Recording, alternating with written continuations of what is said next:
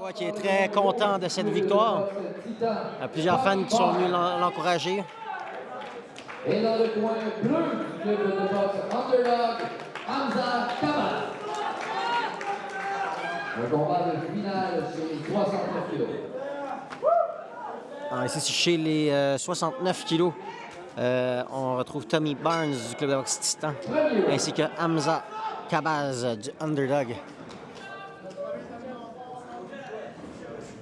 Tommy Barnes qui est en rouge et Kabaz qui est en bleu.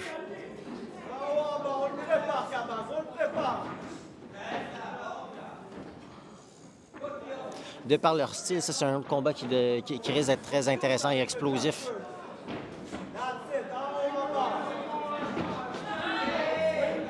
Barnes qui a justement passé au travers de gros coups de poing, une rafale de coups pour s'imposer. Du côté de Hamza Kabaz, le protecteur buccal. Barnes en a perdu son... un peu loin. Barnes en a perdu son protecteur buccal et Kabaz n'a pas entendu l'arrêt de l'arbitre et a continué avec une salve de coups, de 4-5 coups. Du côté de Hamza Kabaz, a battu l'ancien champion national à 141 livres, Carl Poirier, qui était monté pour l'affronter à 152 livres. Donc, Hamza Kabaz a eu un très gros tournoi, un très bon début de tournoi. Et continue sur sa lancée.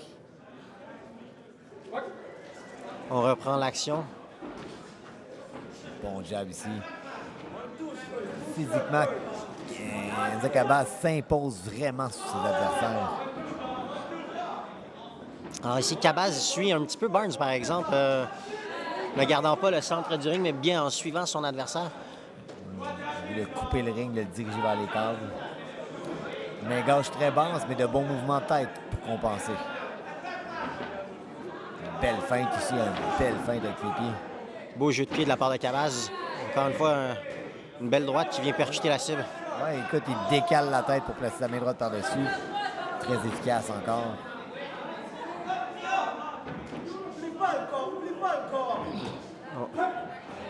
Une large droite qui a été bien bloquée de la part de Barnes ici.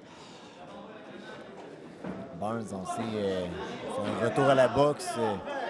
Première année chez les seniors depuis son retour. Boxeur explosif physiquement qui a été très fort, l'a prouvé tout au long du tournoi.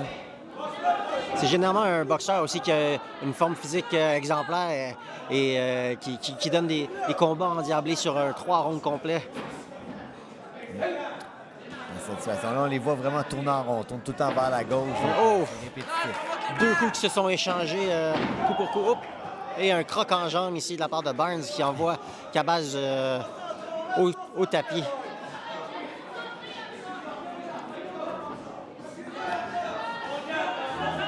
Les deux boxeurs sont vraiment concentrés sur ce qu'ils font. Hamza qui perd un peu l'équilibre sur sa main droite, donc se met un petit peu en position de danger face à Barnes.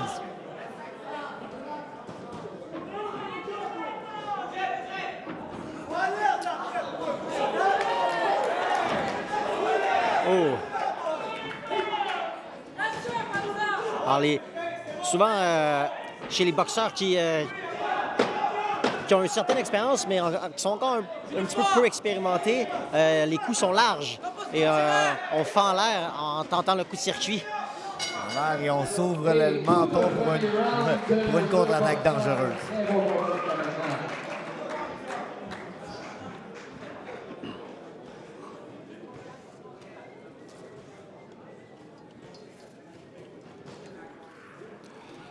Le premier round est en faveur de Kabaz, 5 juges à 0. Donc aujourd'hui, on a la chance de voir plusieurs boxeurs qui vont nous représenter à Edmonton, à la Finlande, pour les championnats canadiens. Alors, Sébastien, dis-moi, si tu étais l'entraîneur des deux boxeurs, qu'est-ce que tu leur recommanderais après ce premier round? Bien, du côté de Hamza Kabaz, on le voit plus rapide, un peu plus incisif dans ses coups. Je lui demanderais d'être moins large, de moins s'apporter, moins émotif, surtout avec sa main droite, parce que lorsqu'il lance sa main droite, la tête va décaler, mais la main gauche est complètement basse. Du côté de Barnes, ben, peut-être justement un peu plus d'imposer, de varier la tête et le corps avec sa première attaque. c'est des attaques qui sont très explosives dans ce début de ronde. C'est un combat qui promet. J'aimerais ça voir des mouvements de tête du côté de Barnes, mais ses pieds étant tellement larges, c'est difficile de bouger. Comme je le mentionnais un petit peu plus tôt aujourd'hui, c'est intéressant de voir la transition offensive-défensive lors des attaques lorsqu'on est un boxeur. C'est-à-dire de ne pas frapper et rester là, mais bien de frapper et d'avoir une deuxième intention, soit par un mouvement défensif dans le but de faire une deuxième attaque. Ça commence dans le shadowboxing, dans la boxe imaginaire. On frappe, on bouge, on frappe, on fait un mouvement de tête. Tout le temps créer une ouverture, des fois on fait un mouvement de tête avant de frapper. Tout le temps créer ses ouvertures, mais créer aussi son mouvement défensif. L'objectif, c'est tout le temps de frapper, pas se faire frapper. Ouf! Beau crochet au corps, bien revenu par-dessus. Au niveau de l'équilibre du côté d'Hamza Cabaz, on doit faire attention, par exemple. Les pertes d'équilibre que Cabaz a à quelques occasions font en sorte que M. Chiasson, l'arbitre du combat, lui demande de faire attention, de ne pas pénétrer avec la tête en premier.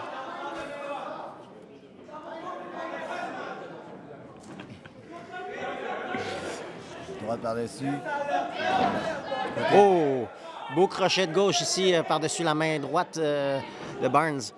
Cabaz a oublié son jab complètement dans le vestiaire après le premier round. Et pourtant, Cabaz avait un très beau jab. Il devrait revenir avec son jab. Ça lui permettait de gérer sa distance et d'empêcher Alex Barnes de rentrer à l'intérieur. C'est ce qu'il fait. Là. Revient avec le jab, gère la distance ainsi. Un jab rapide, incisif. Le jab est un élément important à ne pas négliger, surtout lorsque ça ne va pas super bien. On peut revenir faire un reset en utilisant notre jab, en retrouvant nos repères et notre distance avec cet outil de travail qui est très important. Exactement, on change le rythme. Puis ça lui a permis, justement, juste quelques secondes auparavant, le jab, placer le crochet de gauche pour justement détourner le gant de l'adversaire. Oh! C'est des coups puissants qui touchent la cible d'un côté comme de l'autre.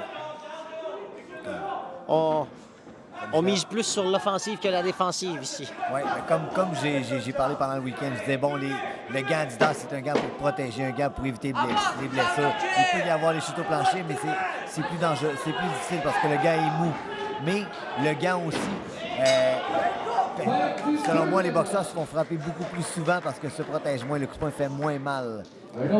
C'est quelque chose qu'on doit surveiller à long terme. Bien vu, on voit souvent ça aussi en sparring avec les gens qui utilisent ce qu'on appelle des full face, donc des casques protecteurs avec la barre en avant. Comme il y a une meilleure protection, on sent moins les coups. Et à ce moment-là, on travaille un petit peu moins notre défensive ici. Et ce qui fait en sorte que lorsqu'on arrive en combat, on est plus propice à se faire toucher puisque la défensive a été un petit peu négligée à l'entraînement. D'être courageux, c'est une chose, mais il faut tout le temps rester intelligent dans notre courage. Un courage contrôlé.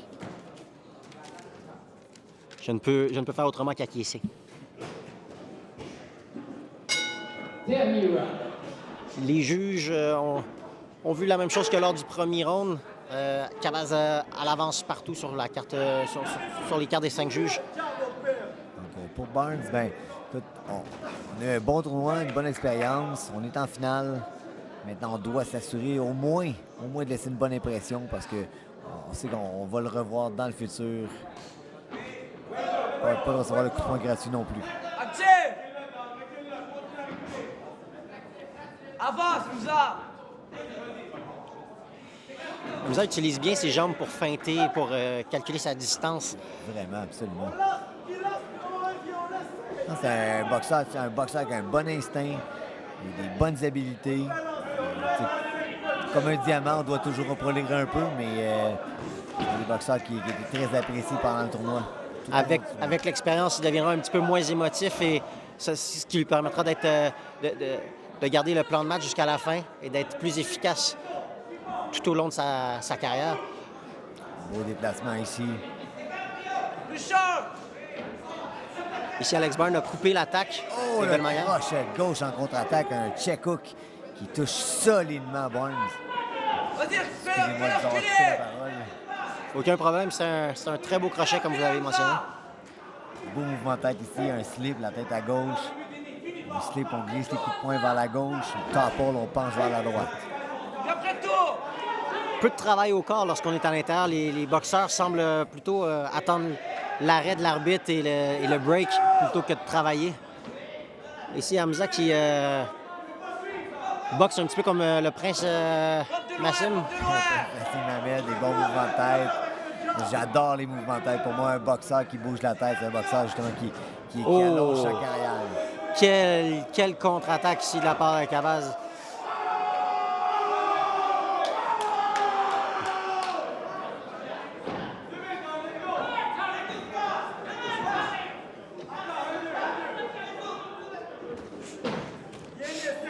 Les têtes se touchent régulièrement en ce troisième round.